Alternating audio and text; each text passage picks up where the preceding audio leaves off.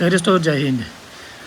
আজি আমাৰ এখন কাকতখনত প্ৰকাশ পোৱা এটা বিশেষ বাতৰি হ'ল, এটা বহুত ডাঙৰ নিউজ ওলাই আহিছে। ৰাজ্যত লটাৰী নিষিদ্ধ। এই নিউজটো আপোনালোকে দেখা পাইছে, ৰাজ্যত লটাৰী নিষিদ্ধ। ইয়াত লিখিছে DCSPক অনলাইন বা অফলাইন লটাৰী বন্ধৰ কঠোৰ নিৰ্দেশ হাইকোৰ্টৰ। এই নিউজটো প্ৰকাশ পাইছে। আৰু আমাৰ অসমত এতিয়া লটাৰী একদম মাৰ্কেট চলি আছে। লটাৰী যিবিলাক লটাৰী চলি আছে এতিয়া বিভিন্ন ইউটিউবাৰে হওক বা বিভিন্ন ধৰণৰ পৰ্টেলতে হওক, সকলোতে অকল লটাৰীৰ প্ৰচাৰ। ক'ৰবাত কিবা এখন গাড়ী দিছে, ক'ৰবাত কিবা এখন গাড়ী দিছে। গতিকে এই নিউজটোনো অৰিজিনেলি কি, তাক মই গোটেইখিনি ভিতৰৰখিনি পঢ়ি দিম আজি। আপোনালোকে নিউজটো চাই থাকিব। এইটো দেখিছে আপোনালোকে, আমাৰ অসম কাকতখনত প্ৰকাশ পোৱা এইটো আজিৰ নিউজ। আৰু ইয়াত লিখিছে অনলাইন অফলাইন বিভিন্ন লটাৰীত পুৰস্কাৰ লাভৰ আশাত গাঁঠিৰ ধনেৰে টিকট ক্ৰয় কৰি সৰ্বশ্ৰান্ত হ'বলগীয়া হৈছে বিভিন্নজন। অবৈধভাৱে অনুষ্ঠিত লটাৰীয়ে বহুতৰ পৰিয়াললৈ কাল অমানিশা নমাই অনাৰ পাছত এইবাৰ সকলো ধৰণৰ লটাৰীৰ বিৰুদ্ধে কঠোৰ হৈ পৰিছে গুৱাহাটী উচ্চ ন্যায়ালয়। এটা ৰাজহুৱা স্বাৰ্থ জড়িত গোচৰৰ শুনানি গ্ৰহণ কৰি বৃহস্পতিবাৰে গুৱাহাটী উচ্চ ন্যায়ালয়ে ৰাজ্যত 9 পৃষ্ঠাত যাব লাগিব।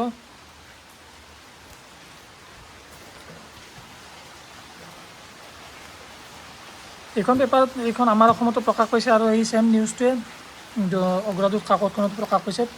আজি হয়তো প্ৰায় গোটেইকেইখন নিউজ পেপাৰতে এই নিউজটো প্ৰকাশ পাব। মই 2খন পেপাৰে আনিছিলোঁ, সেইকাৰণে মই 2খন পেপাৰত দেখাইছোঁ আপোনালোকক। আৰু এই নিউজটো গোটেইখিনি মই আপোনালোকক এতিয়া পঢ়ি দিম। আচলতে নিউজটো কি, সেই প্ৰথম পৃষ্ঠাৰ পৰা এতিয়া আমি আহিছোঁ। সম্পূৰ্ণৰূপে লটাৰী নিষিদ্ধ ঘোষণা কৰিছে। অফলাইন অনলাইন লটাৰী নিষিদ্ধ কৰাৰ ক্ষেত্ৰত ৰাজ্য চৰকাৰক এসপ্তাহৰ ভিতৰত জাননী জাৰি কৰিবলৈও কঠোৰ নিৰ্দেশ প্ৰদান কৰিছে মুখ্য ন্যায়াধীশ বিজয় বিষ্ণয় আৰু ন্যায়াধীশ N উন্নীকৃষ্ণন নাৰায়ণৰ খণ্ড বিচাৰপীঠে। উল্লেখ্য, ৰাজ্যত চলি থকা অবৈধ লটাৰীক লৈ গুৱাহাটী উচ্চ ন্যায়ালয়ত ৰুজু হোৱা PIL 29/2024 নম্বৰৰ ৰাজহুৱা স্বাৰ্থজড়িত গোচৰটোৰ বৃহস্পতিবাৰৰ শুনানিত আদালতৰ বন্ধু হিচাপে নিযুক্তি দিয়া HK দাসে বিচাৰপীঠক অৱগত কৰে যে লটাৰী নিয়ন্ত্ৰণ আইন 1998 আৰু লটাৰী নিয়ন্ত্ৰণ নিয়ম 2010 অনুসৰি কেৱল ৰাজ্য চৰকাৰহে লটাৰীৰ আয়োজন কৰিব পাৰে। কিন্তু সেয়াও কিছু নিয়ম আৰু চৰ্তত। বহু ক্ষেত্ৰত লটাৰীৰ আয়োজকসকলে অনুমতি বিচাৰি সংশ্লিষ্ট জিলা আয়ুক্তৰ ওচৰত আবেদন দাখিল কৰে। একাংশ জিলা আয়ুক্তই কোনো কৰ্তৃত্ব অবিহনে উক্ত লটাৰীৰ অনুমতি প্ৰদান কৰা দেখা গৈছে। ৰাজ্যত বৰ্তমান উৎসৱৰ সময় আৰম্ভ হোৱাত অসমৰ বিভিন্ন স্থানত অফলাইন অনলাইন লটাৰী অনুষ্ঠিত হোৱাৰ আশংকা ব্যক্ত কৰি ন্যায়ালয়ৰ কঠোৰ নিষেধাজ্ঞা জাৰি কৰাৰ প্ৰয়োজনীয়তা দোহাৰে জ্যেষ্ঠ অধিবক্তাজনে, যাতে ৰাজ্যৰ দৰিদ্ৰ লোকসকলে এনে অনলাইন অফলাইন লটাৰীৰ আয়োজকৰ প্ৰতাৰণাৰ বলি নহয়। গোচৰটোৰ শুনানিত ৰাজ্য চৰকাৰৰ অতিৰিক্ত জ্যেষ্ঠ অধিবক্তা RK বৰাই লটাৰীৰ সন্দৰ্ভত গোচৰটোত পক্ষ কৰা জিলা আয়ুক্তসকলৰ ভিতৰত 25 জনৰ পৰা সঁহাৰি লাভ কৰা আৰু আটাইকেইজন জিলা আয়ুক্তই কোনো লটাৰীৰ অনুমতি প্ৰদান নকৰাৰ বিষয়টোকো আদালতৰ দৃষ্টিগোচৰ কৰে। অৱশ্যে এই গোচৰটোত ৰাজ্য চৰকাৰক লটাৰীক লৈ স্থিতি স্পষ্ট কৰাৰ বাবে পূৰ্বৰ শুনানিতে নিৰ্দেশ দিয়াৰ পাছতো কোনো শপতনামা দাখিল নকৰা বিষয়টোকো আঙুলিয়াই দিয়ে। খণ্ড বিচাৰপীঠখনে এই সন্দৰ্ভত অফলাইন আৰু অনলাইন লটাৰীৰ উদ্যোক্তাসকলৰ ক্ষেত্ৰত কিদৰে মোকাবিলা কৰাৰ ব্যৱস্থা লৈছে সেই সন্দৰ্ভত 6 সপ্তাহৰ ভিতৰত ৰাজ্য চৰকাৰক শপতনামা দাখিল কৰিবলৈ নিৰ্দেশ দিয়ে।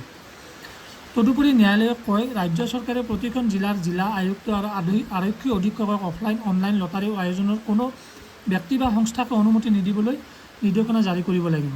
এতিয়া যিবিলাক লটাৰী খুলিব বিচাৰি আছিল বা যিবিলাক লটাৰীৰ কাৰণে পাৰ্মিশ্যন খুজিবলৈ গৈ আছিলে, তেওঁলোকক কোনো ধৰণৰ যাতে পাৰ্মিশ্যন নিদিয়ে তাৰ কাৰণে জিলা DCSPসকলক অনুমতি নিদিবলৈ নিৰ্দেশনা জাৰি কৰিব লাগিব।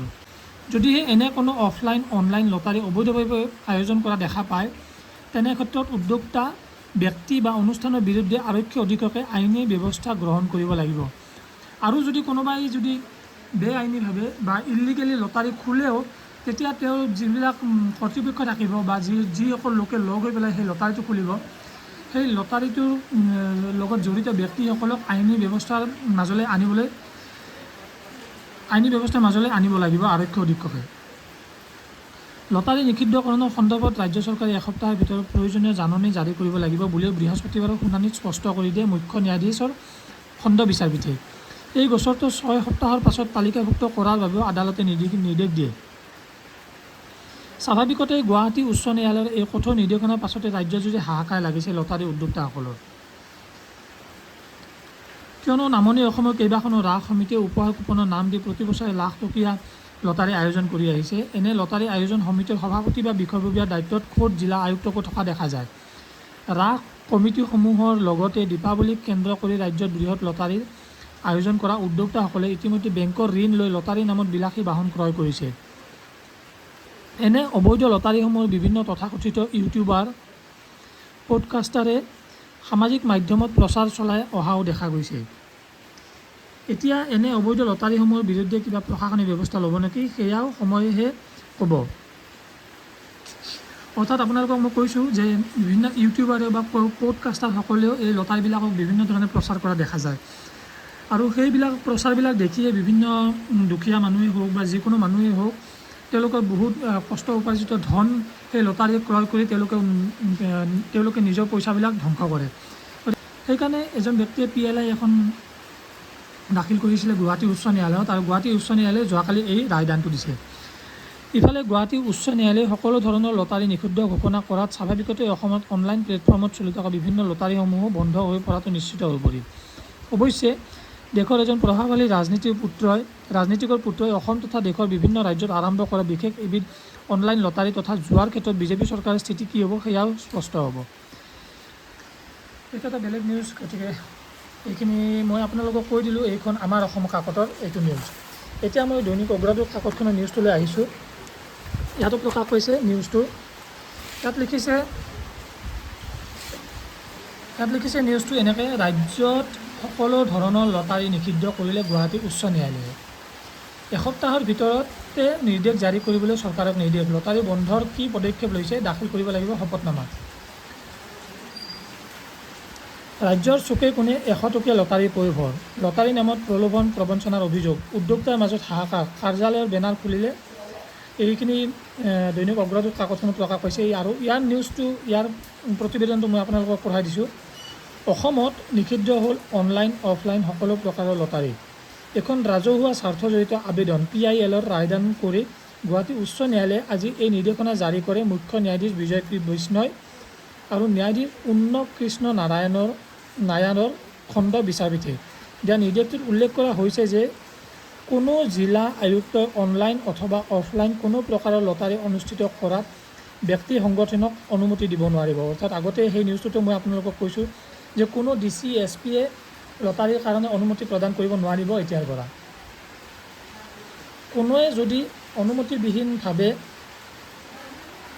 লটাৰী অনুষ্ঠিত কৰাৰ তথ্য লাভ কৰে, সংশ্লিষ্ট জিলাৰ আৰক্ষী অধীক্ষকে আইন অনুসৰি তৎকালে ব্যৱস্থা গ্ৰহণ কৰিব লাগিব।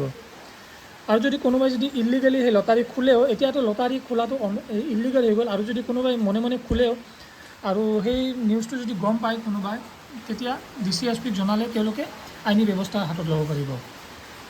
ইয়াৰ আগত লিখিছে, লটাৰী নিষিদ্ধকৰণে এই নিৰ্দেশ সকলো জিলা আয়ুক্ত আৰু আৰক্ষী অধীক্ষকলৈ সপ্তাহৰ ভিতৰতে প্ৰেৰণ কৰিবলৈ নিদিলে ন্যায়ালয়ে অসম চৰকাৰক সময়সীমা ধাৰ্য কৰি দিয়ে।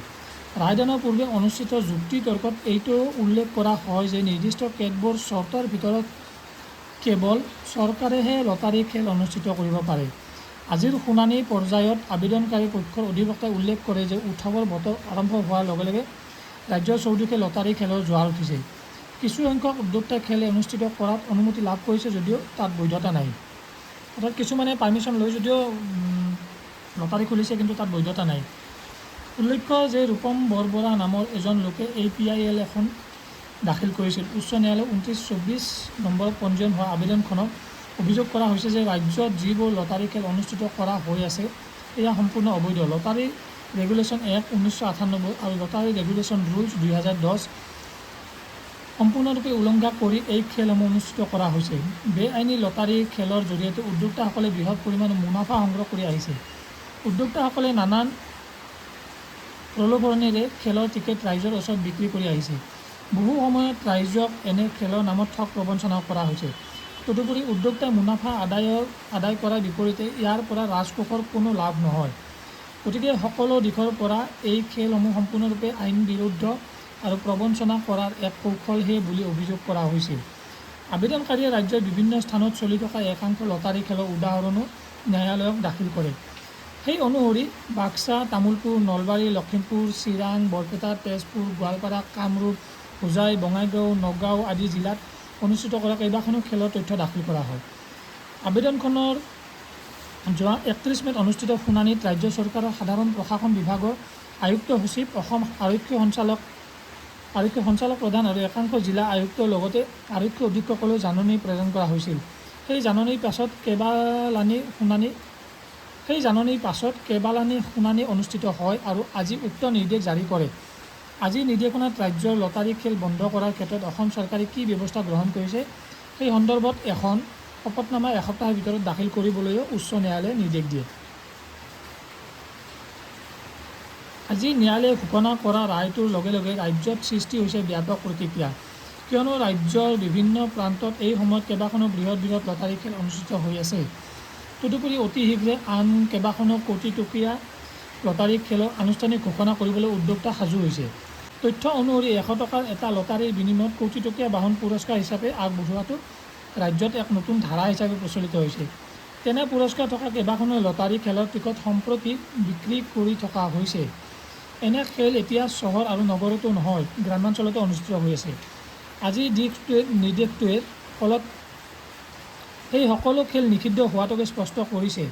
কেৱল এয়াই নহয়, ৰাজ্যৰ চুকে কোনো সৰু সুৰা অজস্ৰ খেল অনুষ্ঠিত হৈ আছে, সেইবোৰো এতিয়া অনুষ্ঠিত কৰিব নোৱাৰিব। উচ্চ ন্যায়ালয়ৰ নিৰ্দেশটোক লৈ চৰকাৰী খেলৰ উদ্যোক্তাৰ মাজত সৃষ্টি হোৱা প্ৰতিক্ৰিয়াৰ বিশেষ প্ৰভাৱ দেখা গ'ল বকুত। ন্যায়ালয়ৰ নিৰ্দেশৰ পাছতে দক্ষিণ কামৰূপ বৈদিক সনাতন ব্ৰহ্ম সমাজৰ মন্দিৰ নিৰ্মাণৰ বাবে অনুষ্ঠিত কৰা লটাৰী খেলখনৰ উদ্যোক্তাৰ মাজত হাহাকাৰ লাগে। লটাৰী খেলখনৰ সমিতিয়ে ততাতৈয়াকৈ কাৰ্যালয়ৰ বেনাৰ খুলি দিয়ে। সজাই ৰখা পুৰস্কাৰৰ যান বাহন কেইবাখনো ততাতৈয়াকৈ আঁতৰাই নিয়ে। অহা 16 অক্টোবৰত এই লটাৰী খেলখন অনুষ্ঠিত কৰা হ'ব বুলি ঘোষণা কৰা হৈছিল। অৰ্থাৎ যিবিলাক লটাৰী খেলৰ টিকেট অলৰেডি বিক্ৰী কৰি থকা হৈছিলে, তেওঁলোকেও লটাৰী যিবিলাক বেনাৰ, সেই বেনাৰবিলাকো খুলি দিছে আৰু গাড়ীবিলাকো উভতাই লৈ গৈছে। এতিয়া ইয়াৰ পিছৰ পৰ্যায় কি হ'ব আপোনালোকক মই আপডেট কৰিম, গতিকে আপোনালোকে মোৰ চেনেলটো ছাবস্ক্ৰাইব কৰি ৰাখিব। আৰু মোৰ চেনেলটোৰ নাম হৈছে অসম ইনফ'বিজ। আপোনালোকে এনেকুৱা ধৰণৰ পেপাৰৰ নিউজ, পেপাৰ কাটিং নিউজ পাই থাকিব, গতিকে আপোনালোকে মোৰ চেনেলটো ছাবস্ক্ৰাইব কৰি ৰাখিব। থেংক ইউ, জয় হিন্দ।